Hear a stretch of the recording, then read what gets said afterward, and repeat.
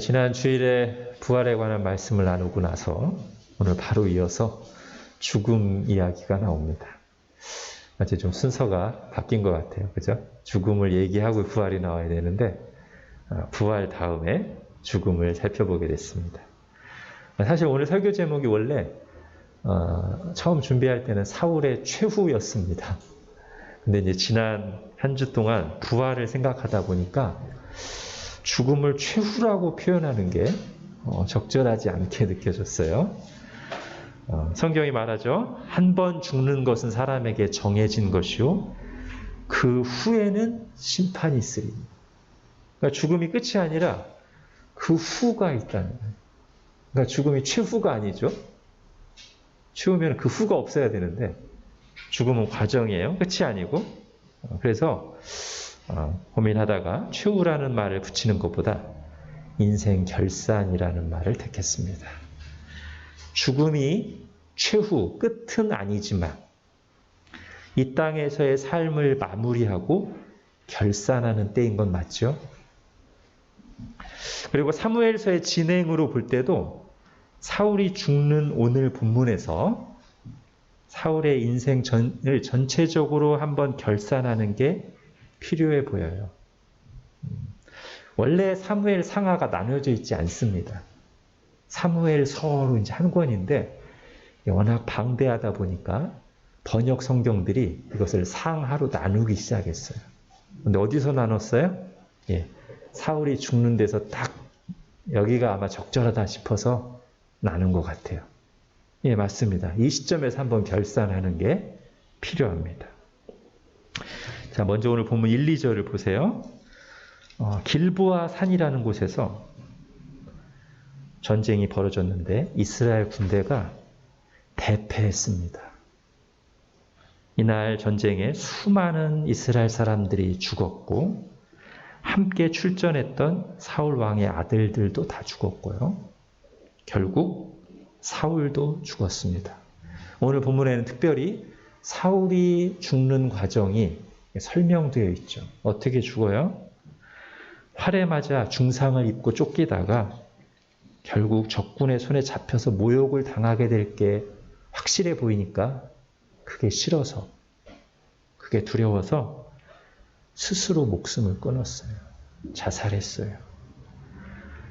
그렇게 숱한 경고와 실패의 경험에도 불구하고 권력욕과 미움과 시기를 스스로 끊지 못하던 사울은 마지막 순간에 자기 목숨 하나만큼은 허망하게 스스로 끊어버렸습니다. 또한 그렇게 아들에게 왕위를 물려주려고 하더니 그 아들까지 죽음에 몰아넣고 말았습니다. 사울이 살아서 모욕을 피하려고 했어요. 근데 이제 죽은 사울에 대해서 블레셋 사람들이 아주 모욕을 가하죠. 사울의 목을 자르고 그의 갑옷은 벗겨서 블레셋 사람들의 여러 마을들과 신전들에 보내서 구경거리로 삼았어요. 마지막으로 그의 시신은 벳산 성벽이라는 곳에 이렇게 못 박아서 걸어뒀어요. 자, 이제 사울의 인생을 좀 결산해 보려고 하는데요. 사울 개인의 인생도 봐야 되겠지만 이스라엘 초대 왕으로서의 사울을 살피지 않을 수 없어요. 사울의 인생을 결산하려면 이게 반드시 필요합니다. 여러분, 이스라엘 왕으로서의 사울과 개인 사울을 분리시키는 것은 사실상 거의 불가능하고요. 그렇게 해서는 제대로 된 사울에 대한 결산이 나올 수가 없습니다. 왜 그렇죠? 여러분, 우리 인생이라는 것은 그저 아무 목적 없이 우연히 왔다 가는 게 아니라 처음부터 하나님이 우리를 이 땅에 보내실 때 주신 소명이 있어요. 우리를 이 땅에 보내신 이유가 있어요. 그렇기 때문에 누군가의 인생을 결산하는 데는 그의 소명을 빠뜨릴 수 없습니다. 사울에게 있어서 평생의 소명은 이스라엘의 왕이었어요. 그렇기 때문에 사울이 이스라엘 왕으로서 어땠는가를 빼놓고서는 사울의 인생을 결산한다는 것은 그의 가장 중요한 부분 내지는 거의 그의 삶 전부를 빠뜨리고 결산하는 거나 마찬가지예요. 여러분, 소명에 대한 평가가 빠진다면 인생 결산에서 가장 중요한 것을 빠뜨리는 것입니다. 여러분, 올해 시작하면서 살펴봤던 말씀도 그렇잖아요.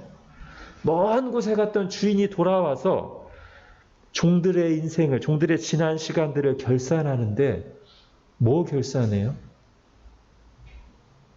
그들이 주인에게 각각 받은 달란트를 가지고 주인을 위해서 어떻게 일했는지 그거 결산하잖아요. 그것에 따라서 상벌이 정해졌다고요?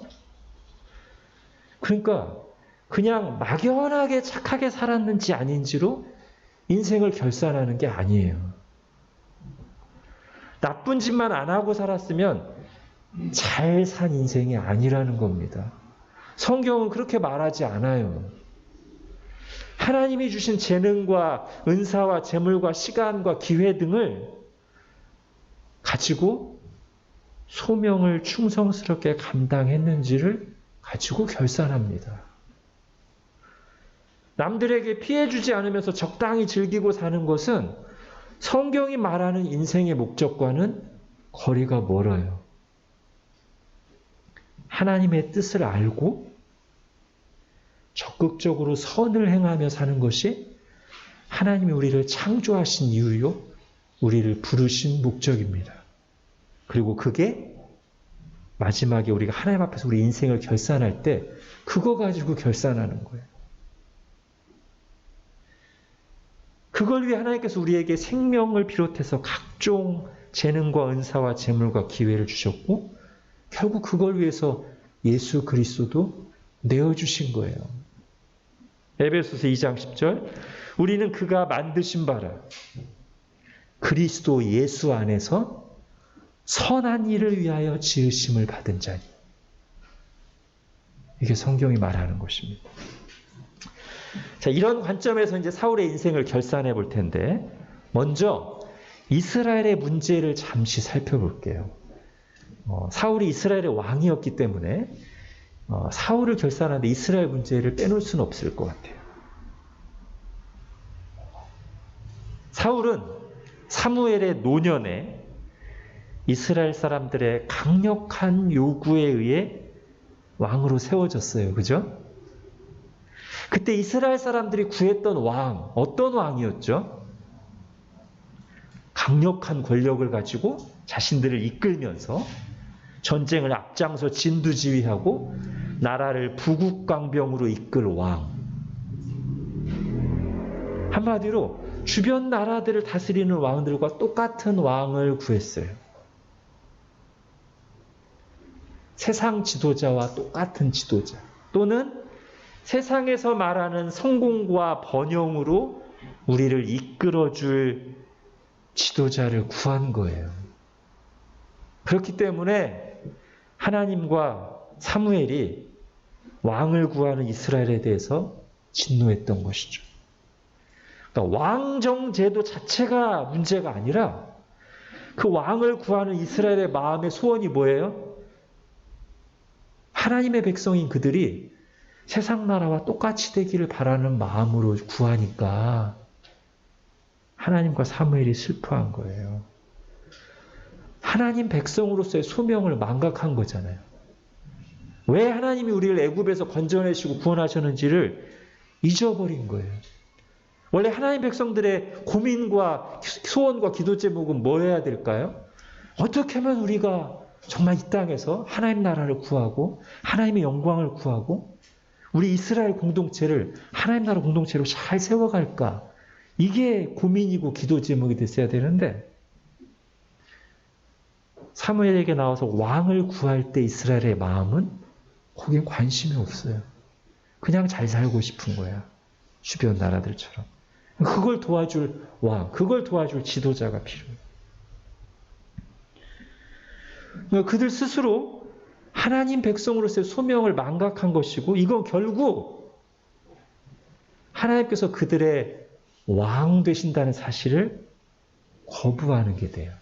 하나님이 친히 그렇게 말씀하셨어요. 사무엘상 8장에 보면 우리에게 왕을 주어 우리를 다스리게 하라 했을 때 사무엘이 그것을 기뻐하지 아니하여 여호와께 기도하매 여호와께서 사무엘에게 이르시되 백성이 내게 한 말을 다 들으라. 이는 그들이 너를 버림이 아니요 나를 버려 자기들의 왕이 되지 못하게 하심이라. 자, 이런 이스라엘 백성들을 향한 하나님의 경고가 있었습니다. 왕정제도가 가져올 어려움에 대해서도 경고했고요. 만약에 그 왕이 권력에 취해 하나님의 말씀에서 벗어날 때 닥칠 비극에 대해서도 미리 경고했어요. 사무엘은 이스라엘을 향해 너희가 지금 구하는 것, 바라는 것이 너에게 좋은 게 아니야 라고 간곡하게 설득하고 경고했으나 백성들은 귀를 막고 소리쳤어요.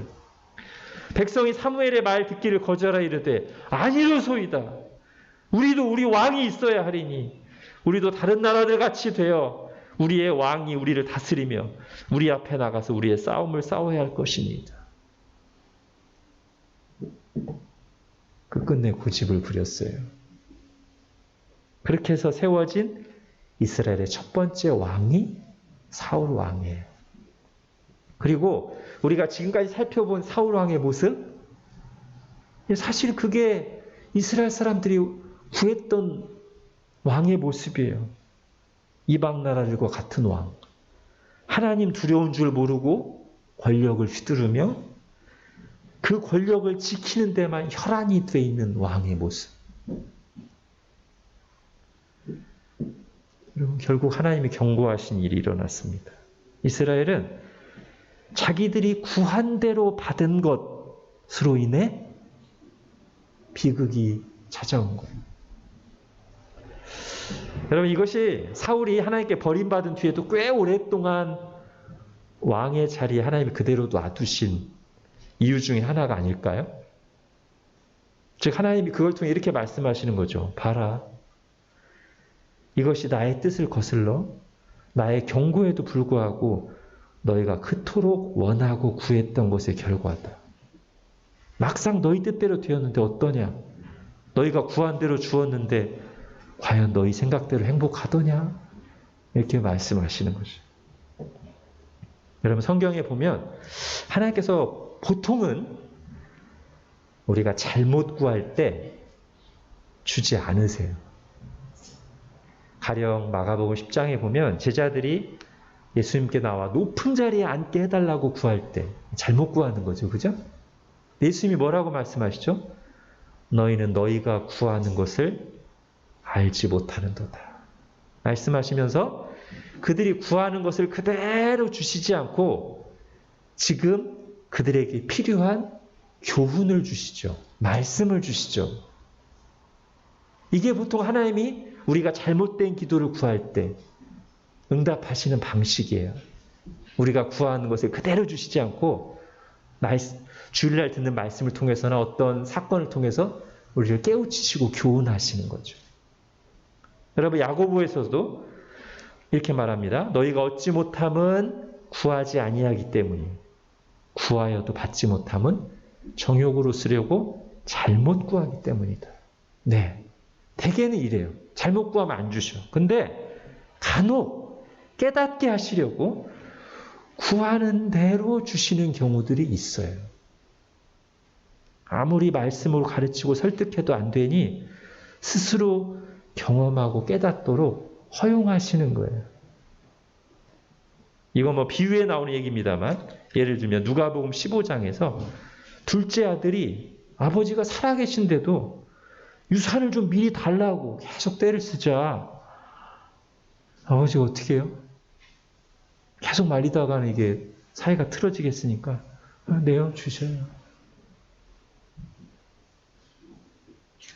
나중에 그 아들이 나가서 개고생하다가 그때 아버지 집이 좋았구나 정신 차리고 돌아오죠. 그죠? 오늘 우리가 보는 사무엘서에서도 이스라엘 백성들이 왕을 구할 때 그걸 잘못이라고 말씀하시면서도 왕을 세우게 하세요.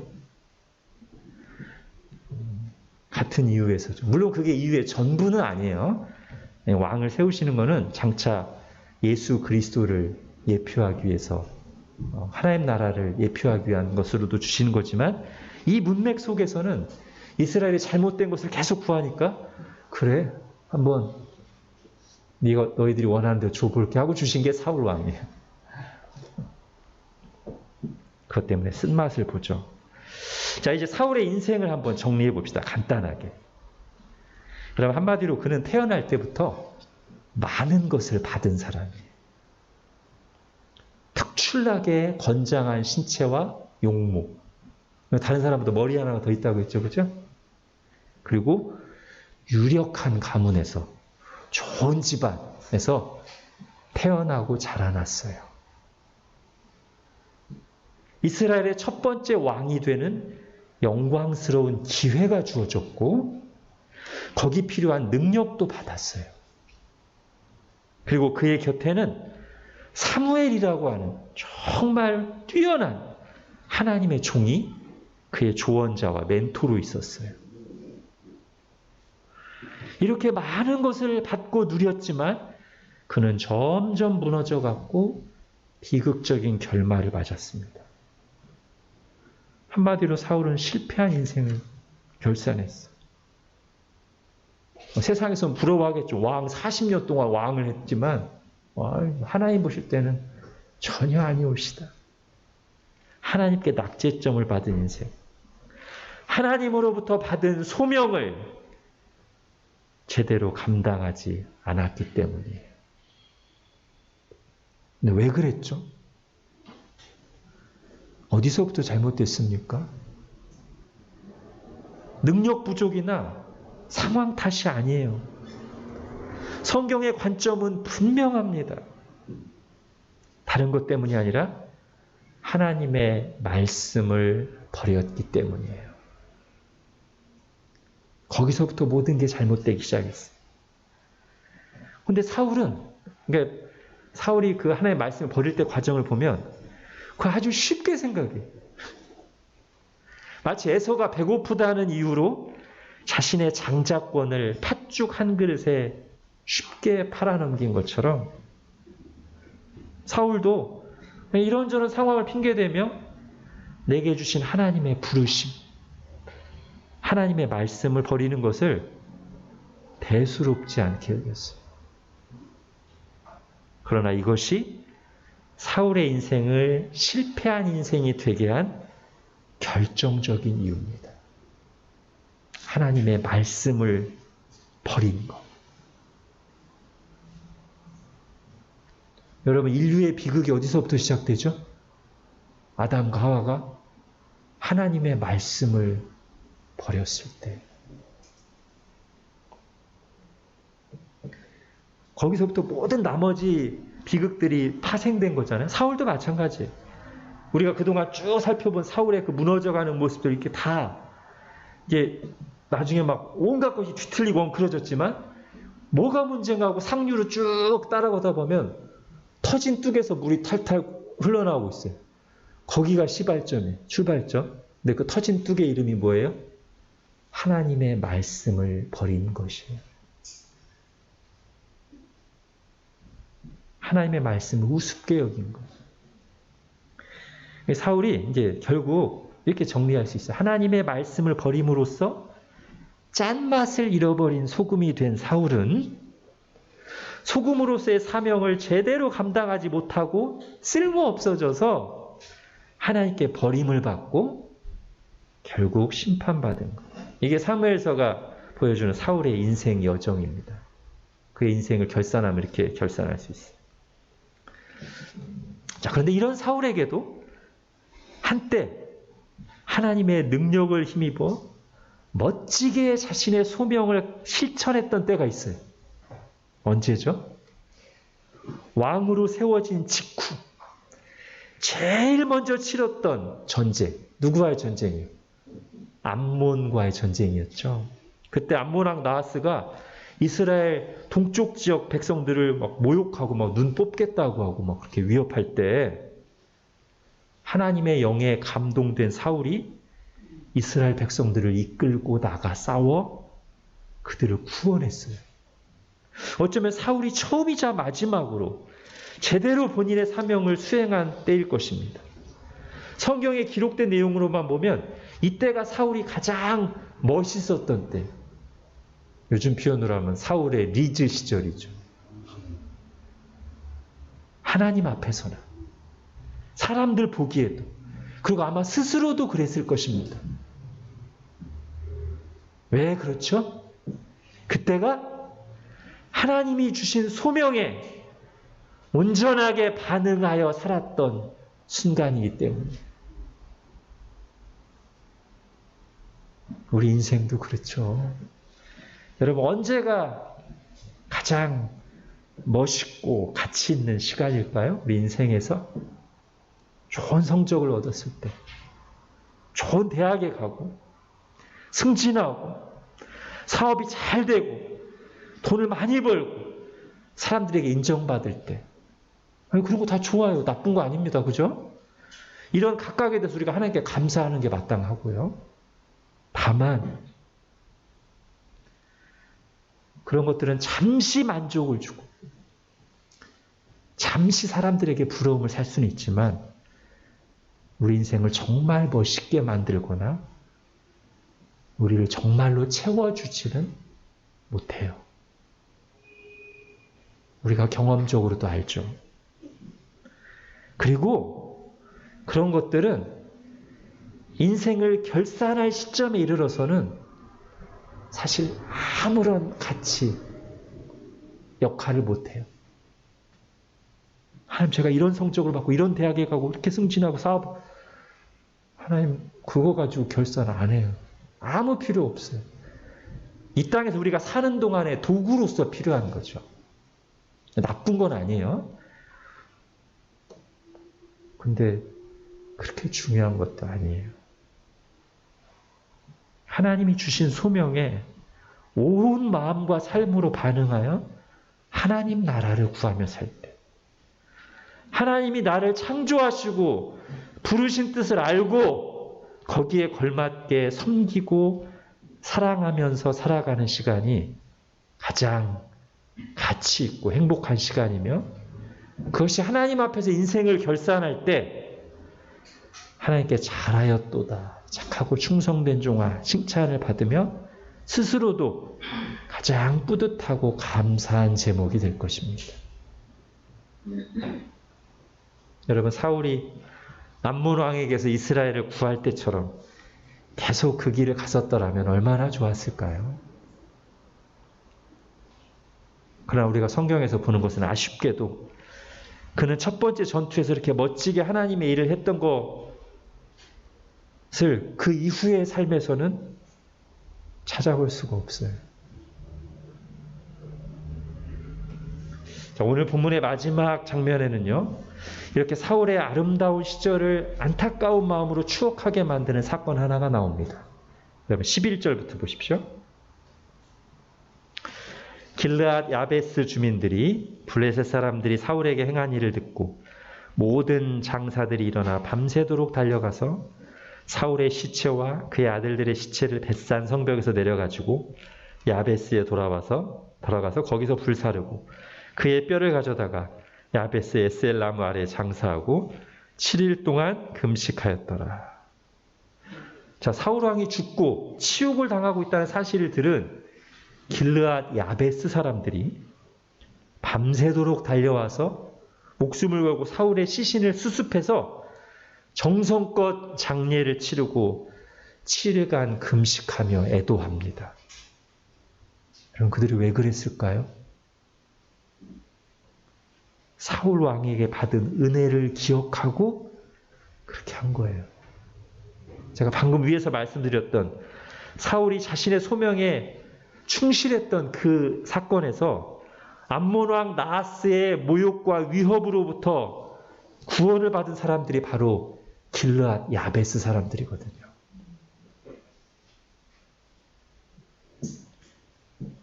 밤새도록 달려와 목숨을 걸고 사울의 시신을 수습하고 장례를 치른 길르앗 야베스 사람들의 모습에서 새벽같이 예수님의 무덤에 나왔던 여인들의 모습이 겹칩니다.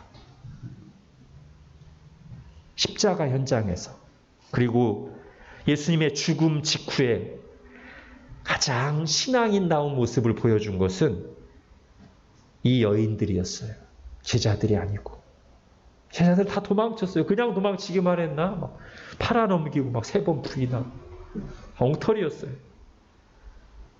그러나 그런 제자들과 달리 여인들은 자리를 지켰고 예수님의 시신에 향품이라도 발라드리고 애도하며 부족하게나마 장례 절차를 치르기 위해서 안식일이 지나자마자 새벽같이 어둠을 뚫고 무덤으로 향했습니다. 비록 예수님께서 부활하시고 무덤에 안 계셨기 때문에 그들이 계획했던 일은 하지 못했지만 그들의 그 마음과 행동은 칭송받아 마땅하죠. 여러분, 여인들이 왜 그랬겠어요?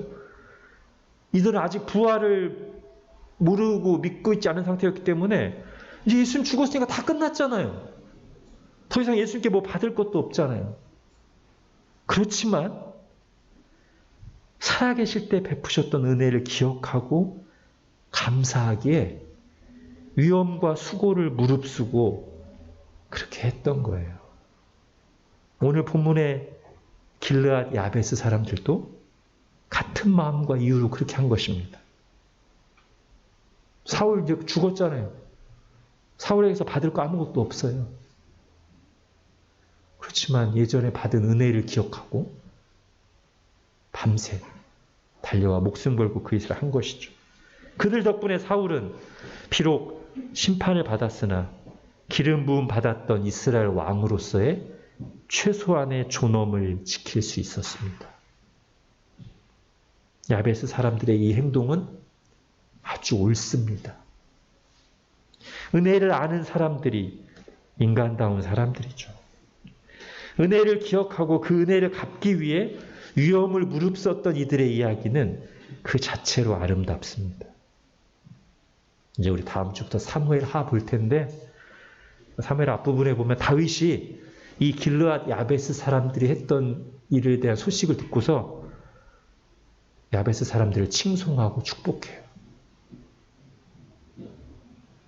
여러분, 은혜를 당연하게 여기며 무덤덤하거나 은혜를 모독하는 일들이 일어나는 곳이, 그것이 사람의 마음일 수도 있고 공동체일 수도 있는데 그런 곳이 저급하고 위험한 곳이에요.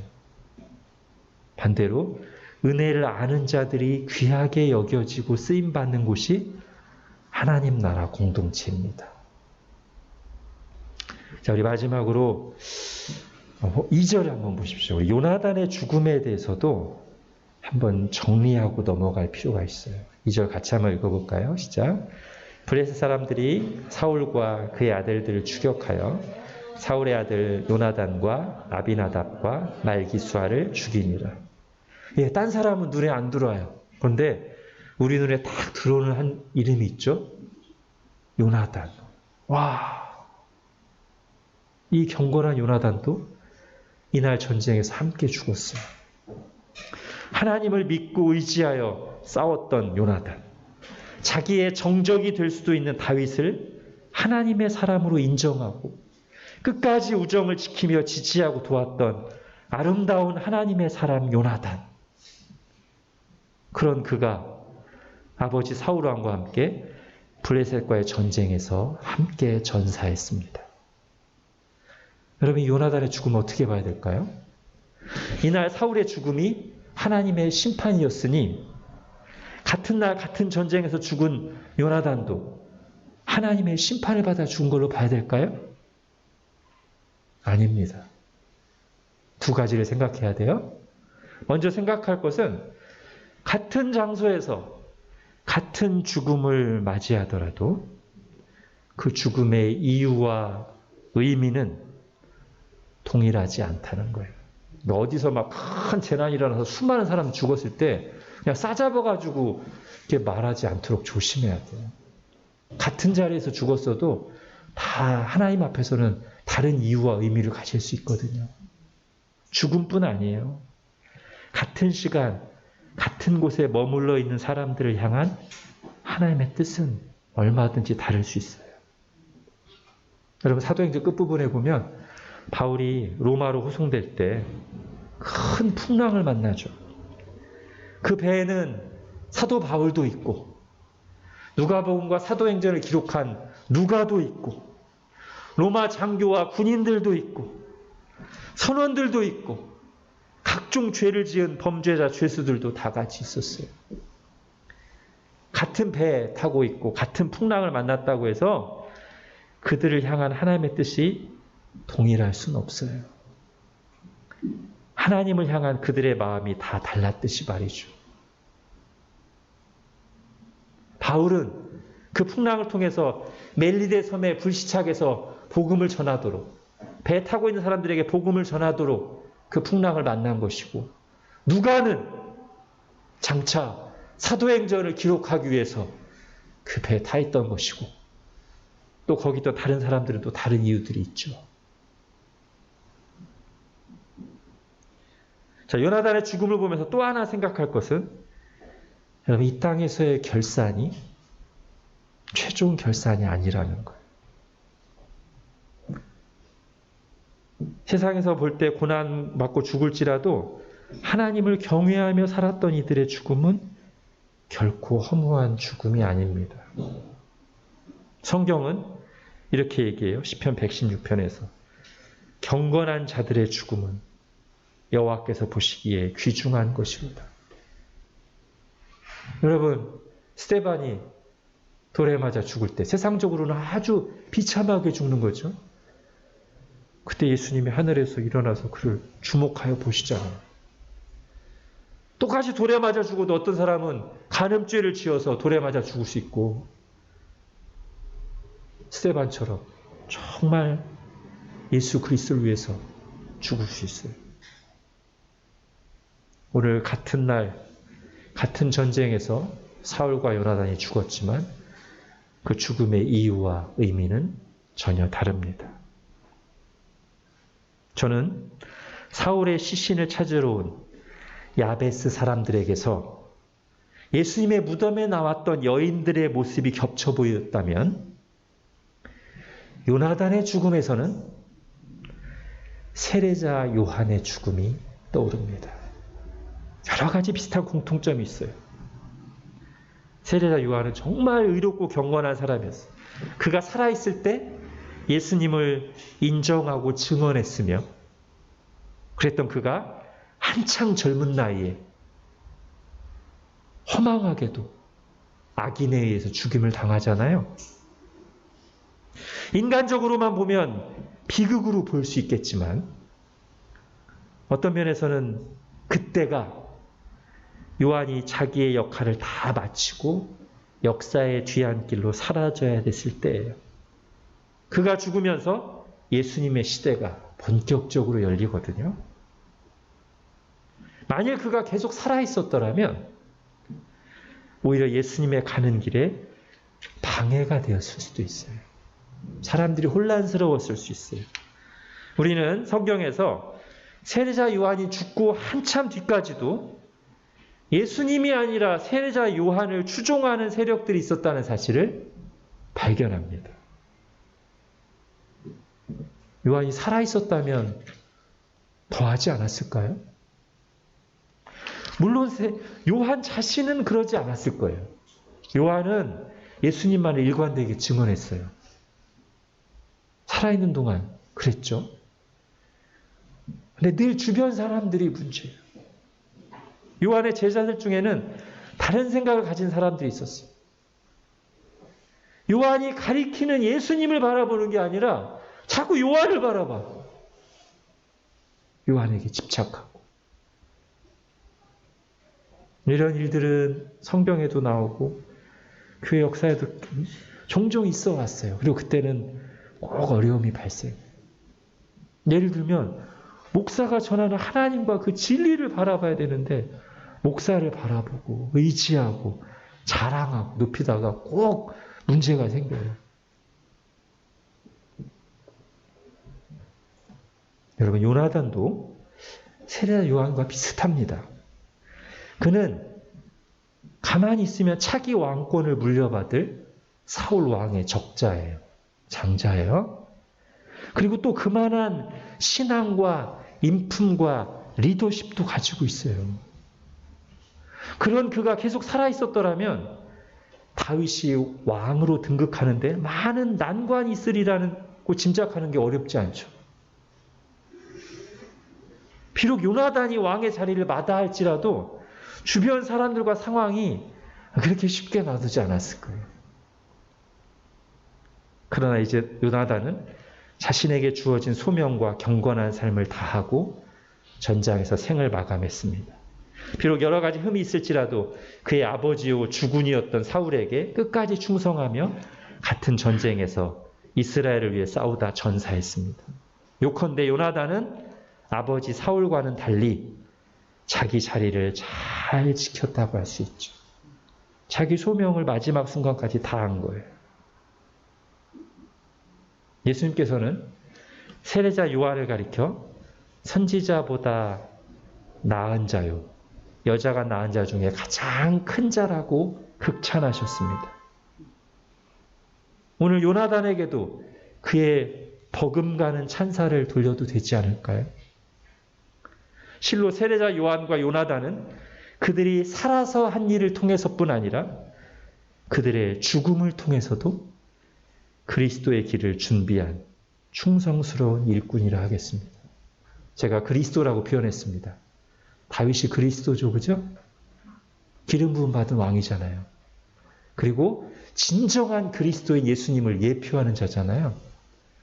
근데 바로 그 예수님 앞에서 그 길을 준비하는 사람이 세례자 요한이었고, 정말 세례자 요한 자신도 탁월한 하나님의 사람인데 예수님이 본격적으로 사역을 시작하셔야 될 때 일찍 비극적으로 죽은 것처럼 요나단도 생전에 다윗을 인정하고 높이고 그를 도와주다가 다윗이 이제 왕으로 등극할 때가 가까웠을 때 비극적으로 생을 마감한단 말이에요. 비슷해요. 그죠? 그러고 보니까 성도 똑같네. 같은 요시잖아요. 지금. 요나단과 요한.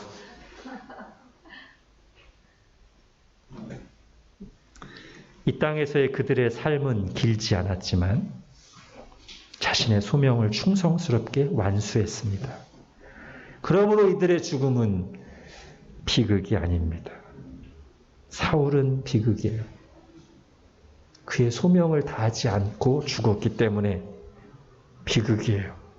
그러나 하나님이 주신 소명을 따라 살아가는 사람들의 삶과 죽음은 세상이 어떻게 점수 매기는가와 상관없이 그 자체로 하나님께 영광과 기쁨이 됩니다.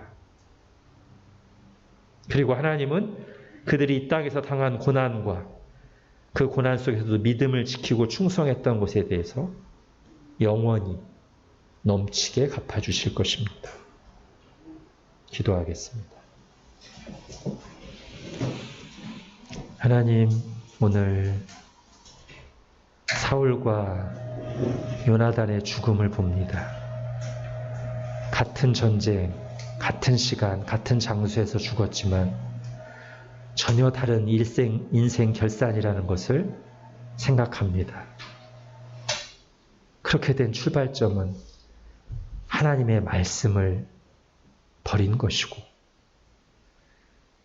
그런 평가가 나오는 것은 결국 하나님께 받은 소명을 제대로 감당한 것과 끝까지 충성스럽게 감당한 것의 차이임을 봅니다.